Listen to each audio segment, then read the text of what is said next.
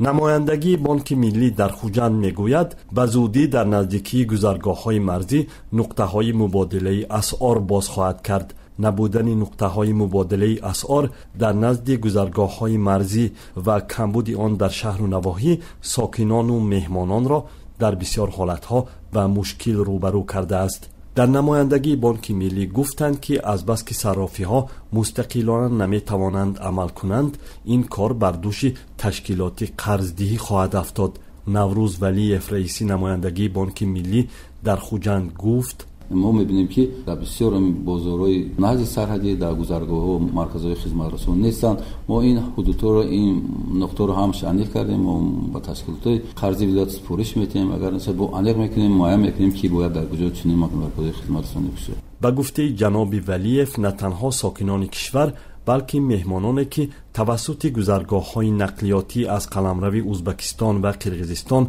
وارد ولایت سوغد می‌شوند در عوض اسعار و انتقال مبلغ به مشکل دچار می‌آیند. و جز از بانک و تشکیلات قرضدهی نقطه‌های کمی مبادله اسعار در مرکزهای شهر و ناحیه‌های منطقه و آن هم تنها در ساعت‌های کاری به مردم خدمت می‌رسانند. روزهای شنبه و یکشنبه عوض کردن پول یک مشکلی سنگین است و مثلا در خوجند تنها یک نقطه خردی صرافی روزهای شنبه و یکشنبه کار میکند و بس. رهبر نمایندگی بانک ملی در خوجند میگوید سنجش های این نهاد مالی معلوم کرده است که جای در بانک ها و نقطه های تبادل اسعار بسته است، بازار سیاه به وجود می آید و برخی صرافان با راه های غیر قانونی دست به مبادله اسعار کار افتادگان میزنند.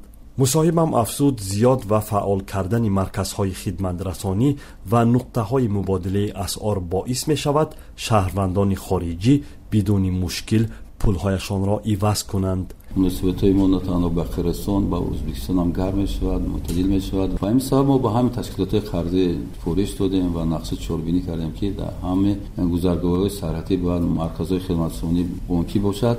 میرزا خواجه‌یف یک تاجر محلی روز 13 فوریه در صحبت با رادیوی آزادی گفت که در گذرگاه فاتح آباد مسچاه شریکانش از خارجه را استقبال گرفت که به خریداری میوه خشک آمدند. آنها با خود چند هزار دلار آمریکایی داشتند و در چند ناحیه سوغد به جز از مرکزی ناحیه دیگر امکانی عوضی اسعار را نداشتند.